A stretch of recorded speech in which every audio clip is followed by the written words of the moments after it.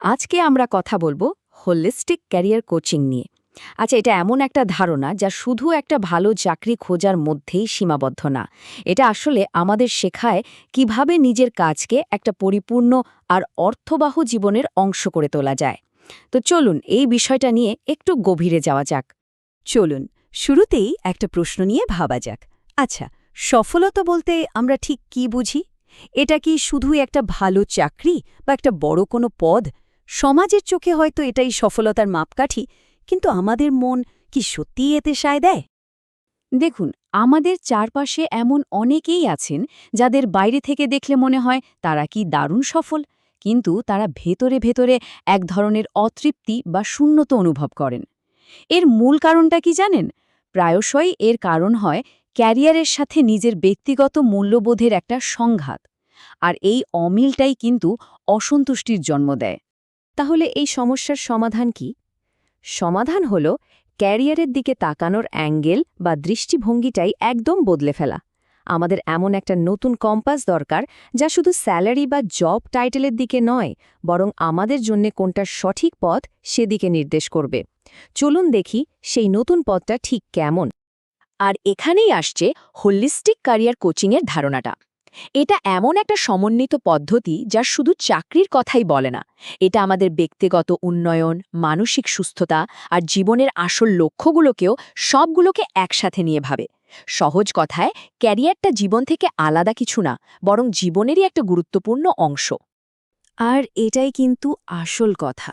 যখন আমাদের কাজ আর আমাদের ভেতরের বিশ্বাসগুলোর মধ্যে কোনো মিল থাকে না, তখন সত্যিকারের আনন্দ বা সন্তুষ্টি পাওয়াটা প্রায় অসম্ভব হয়ে পড়ে। হোলিস্টিক কোচিং ঠিক এই দুটো জিনিসকে এক বিন্দুতে মেলায়, যাতে ক্যারিয়ার শুধু সাফল্যই না, গভীর মানসিক শান্তিও নিয়ে আসে। এই যে স্লাইডটা দেখছেন, এটা দুটো পথের পার্থক্যটা একদম চোখে আঙুল দিয়ে দেখিয়ে দিচ্ছে। একদিকে আছে সেই গতানুগতিক রাস্তাটা, যেখানে আমরা শুধু পদের নাম আর বেতনের পেছনে ছুটি, অন্যের চাপে বা ট্রেন্ড ফলো করে।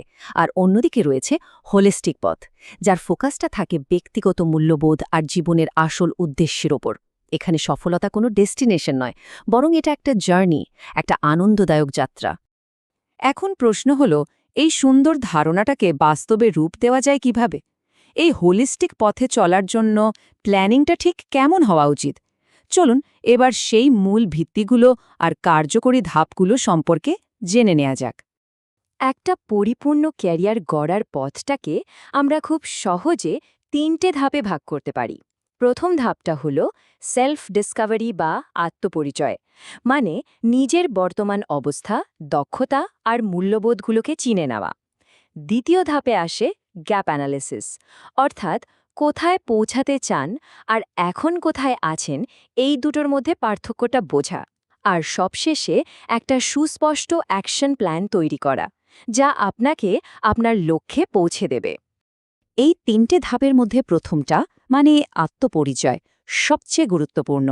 এই ধাপে নিজেকে কিছু সহজ কিন্তু খুব জরুরি প্রশ্ন করতে হয়, যেমন আমি কি করতে ভালোবাসি, আমার মূল বিশ্বাস বা ভ্যালুসগুলো কি, নিরাপত্তা, সৃজনশীলতা নাকি অন্যকে সাহায্য করা, কোন কাজ আমাকে শক্তি দেয় আর কোনটা আমার এনার্জি কেড়ে নেয়।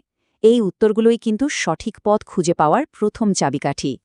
নিজেকে ভালোভাবে চেনার পর যখন লক্ষ্যটা পরিষ্কার হয়ে যায়, তখন সেই লক্ষ্য পূরণের প্ল্যানটা হতে হবে স্মার্ট, মানে এস ফর স্পেসিফিক, অর্থাৎ লক্ষ্যটা একদম পরিষ্কার হতে হবে। এম ফর মেজারেবল, মানে উন্নতিটা মাপা যেতে হবে। এ ফর অ্যাচিভেবল, মানে যা অর্জন করা সম্ভব। আর ফর রেলেভেন্ট, মানে যা আপনার জীবনের বাকি লক্ষ্যগুলোর সাথে প্রাসঙ্গিক। আর টি ফর টাইম বাউন্ড, মানে একটা নির্দিষ্ট সময়সীমা থাকতে হবে। এমন একটা গোছানো পরিকল্পনা থাকলে সফল হওয়ার সম্ভাবনা অনেক বেড়ে যায়। কিন্তু এত সব প্ল্যানিং আর আত্মবিশ্লেষণের পর আসল প্রাপ্তিটা কি? এই হোলিস্টিক পদ্ধতিটা ফলো করলে আমাদের জীবনে ঠিক কি কি ইতিবাচক পরিবর্তন আসে? চলুন এর আসল পুরস্কারগুলো এবার দেখে নেওয়া যাক। প্রথম এবং সবচেয়ে বড় যে সুবিধাটা হয় তা হল স্পষ্টতা, মানে জীবনে হাজারো পথের ভিড়ে আর হারিয়ে না গিয়ে নিজের জন্য একটা পরিষ্কার লক্ষ্য আর উদ্দেশ্য খুঁজে পাওয়া যায়। সমস্ত দ্বিধা আর কনফিউশন কেটে গিয়ে চোখের সামনে যেন একটা সোজা রাস্তা খুলে যায়। একবার যখন কেউ জেনে যায় যে সে সঠিক পথেই আছে, তখন কি হয় বলুন তো? স্বাভাবিকভাবেই তার আত্মবিশ্বাস বেড়ে যায়, নিজের সিদ্ধান্তের ওপর একটা আস্থা তৈরি হয়, আর মানসিক শক্তিও অনেকখানি বেড়ে যায়। তৃতীয়ত, জীবনে একটা দারুণ ভারসাম্য খুঁজে পাওয়া যায়। এই পদ্ধতিতে কাজ আর ব্যক্তিগত জীবনের মধ্যে আর কোনো যুদ্ধ থাকে না, বরং একটা সুস্থ আর সুন্দর সমন্বয় তৈরি হয়। আর দীর্ঘমেয়াদী মানসিক শান্তির জন্য এটা তো অপরিহার্য। আর এই সব কিছুর মিলিত ফল হল সামগ্রিক উন্নতি বা গ্রোথ।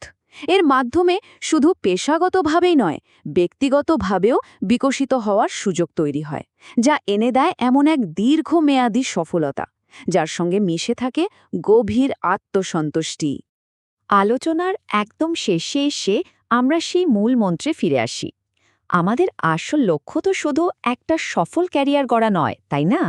বরং এমন একটা জীবন তৈরি করা, যে জীবনটা যাপন করতে ভালো লাগবে, যে জীবনটা অর্থবহ। এই কথাটাতেই পুরো আলোচনার সারমর্ম লুকিয়ে আছে। শুধু একটা ক্যারিয়ার নয়, এমন একটা জীবন তৈরি করুন যা আপনি সত্যিই ভালোবাসতে পারবেন। আর ক্যারিয়ার হোক সেই ভালোবাসার জীবনেরই একটা সুন্দর অংশ। তাই সবশেষে মনে রাখার মতো কথাটা হলো, আমাদের চূড়ান্ত লক্ষ্য শুধু সফলতা নয়, বরং সন্তুষ্টিসহ সফলতা। কারণ দিন শেষে যে সফলতায় মনে শান্তি নেই, সেটা আসলে এক ধরনের শূন্যতা ছাড়া আর কিচ্ছু না।